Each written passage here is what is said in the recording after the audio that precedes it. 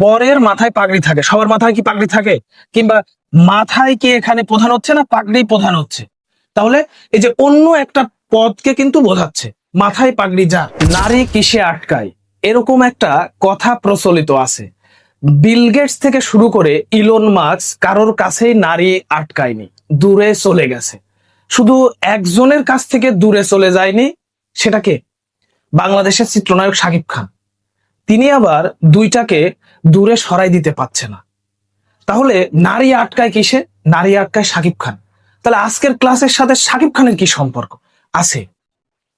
নারী যেমন শাকিব খানে আটকায়, বিভক্তি আটকায় অলুক সমাসে।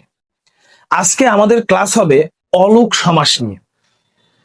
5 মিনিট এই ভিডিওটা শেষ পর্যন্ত দেখার পরে যদি অলুক সমাস ক্লিয়ার না হয়, তাহলে দোষ আমার। স্রেফ এই ভিডিওটা শেষ পর্যন্ত দেখলে অলুক সমাস পানি পানি হয়ে যাবে। তাহলে আমরা দেরি না করে সরাসরি ক্লাসে চলে যাই, লেটস গো।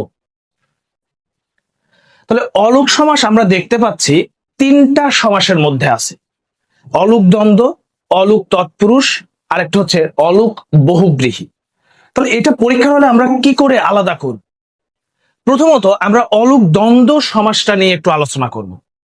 অলুক দ্বন্দ্ব সমাসটা আলাদা করার একটা বিষয় আছে, সেটা হচ্ছে পূর্বপদ এবং পরপদ দুইটাতে বিভক্তি যুক্ত থাকবে। তাহলে পূর্বপদ এবং পরপদ দুটাতেই বিভক্তি থাকবে হচ্ছে অলুক দ্বন্দ্ব সমাসে। প্রথমত আমরা যদি অপশনগুলা দেখি, এখানে কি কি অপশন আছে। যেমন প্রথমেই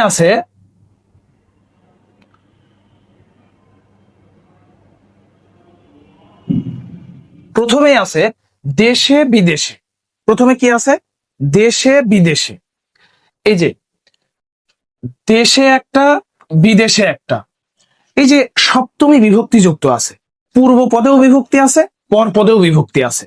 আবার এখানে যদি দেখি আকাশে বাতাসে, এই যে এখানেও সপ্তমী বিভক্তি যুক্ত আছে, সেটা পূর্ব পদেও আছে, পর পদেও আছে, এ বিভক্তি আছে।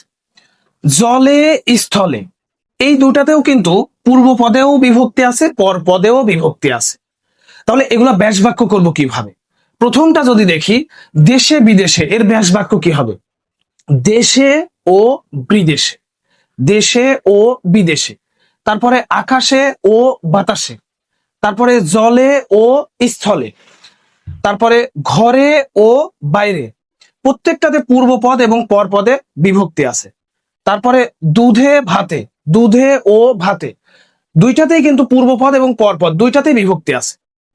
এখন অলুক তৎপুরুষ সমাসের ক্ষেত্রে যদি যাই, এখানে একটা বিষয় মনে রাখতে হবে, অলুক তৎপুরুষ সমাসে পূর্ব পদে বিভক্তি আছে, পর পদে কিন্তু বিভক্তি থাকবে না। তাহলে পূর্ব পদে বিভক্তি থাকবে, পর পদে বিভক্তি থাকবে না, এটা মনে রাখলেই হবে অলুক তৎপুরুষ সমাসের ক্ষেত্রে। যেমন প্রথমে যদি দেখি হাতের ময়লা, তাহলে এই যে পূর্ব পদে বিভক্তি আছে, পর পদে কিন্তু বিভক্তি নাই। তারপরে চোখের বালি, এই যে পর পদে কি কোনো বিভক্তি আছে? পর পদে কোনো বিভক্তি নাই। চোখের, এই যে এখানে বিভক্তি আছে, পূর্ব পদে বিভক্তি আছে। কলে ছাটা, এই যে এখানে এ আছে, পূর্ব পদে বিভক্তি আছে কিন্তু পর পদে বিভক্তি নাই। তারপরে সোনার বাংলা, তাহলে সোনার বাংলার ব্যাস বাক্য কি হবে? সোনার বাংলার ব্যাস বাক্য সোনার বাংলাই হবে। মামার বাড়ি, এই যে পূর্ব পদে বিভক্তি আছে, পর পদে কিন্তু বিভক্তি নাই। এখন আসি অলুক বহুব্রীহি সমাসে। অলুক বহুব্রীহি সমাসটা আমরা কিভাবে মনে রাখবো? অলুক বহুব্রীহি সমাসটা হচ্ছে পূর্ব পদে বিভক্তি থাকবে, পর পদে বিভক্তি থাকবে না। তাহলে এখন তো মনে হতে পারে যে অলুক তৎপুরুষ সমাস এবং অলুক বহুব্রীহি সমাস একই হয়ে যাচ্ছে। এখানে একটা পার্থক্য আছে।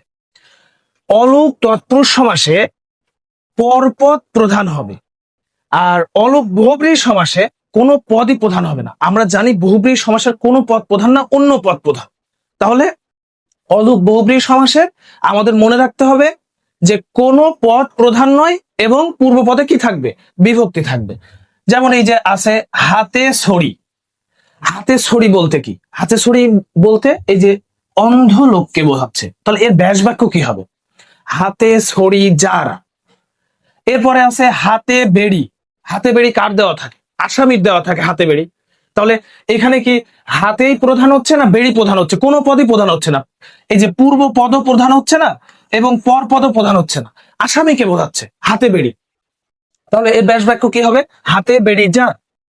এরপরে আছে মাথায় পাগড়ি। মাথায় পাগড়ি কার? বরের মাথায় পাগড়ি থাকে। বরের মাথায় পাগড়ি থাকে। সবার মাথায় কি পাগড়ি থাকে? কিংবা মাথায় কি এখানে প্রধান হচ্ছে না পাগড়ি প্রধান হচ্ছে? তাহলে এই যে অন্য একটা পদকে কিন্তু বোঝাচ্ছে, মাথায় পাগড়ি যার। তারপরে আছে কানে কলম। কানে কলম কার থাকে? কাঠমিস্ত্রির কানে কলম থাকে। তাহলে এই যে পূর্ব পদে বিভক্তি আছে, পর পদে নাই। এই অলোক তৎপুরুষ সমাসের ক্ষেত্রেও সেম বিষয়টা ছিল, কিন্তু এই অলোক বহুব্রীহি সমাসে এসে কি হচ্ছে? অলোক বহুব্রীহি সমাসে এসে অন্য পদ প্রধান হচ্ছে, অন্য পদ প্রধান হচ্ছে। আরেকটা আছে গলায় গামছা। গলায় গামছা, এখানে কি অন্য একটা পদ প্রধান বোঝাচ্ছে, মানে কি শ্রমিক। গলায় গামছা যার, শ্রমিককে বোঝাচ্ছে। তাহলে তিনটা বিষয় একটু মাথায় রাখতে হবে। একটা হচ্ছে অলোক দ্বন্দ্ব সমাসের ক্ষেত্রে, অলোক দ্বন্দ্ব সমাসের ক্ষেত্রে পূর্বপদ পরপদে বিভক্তি থাকছে, এবং অলোক তৎপুরুষ সমাসের ক্ষেত্রে পূর্বপদে বিভক্তি থাকছে, পরপদে থাকছে না, কিন্তু পরপদ প্রধান হচ্ছে।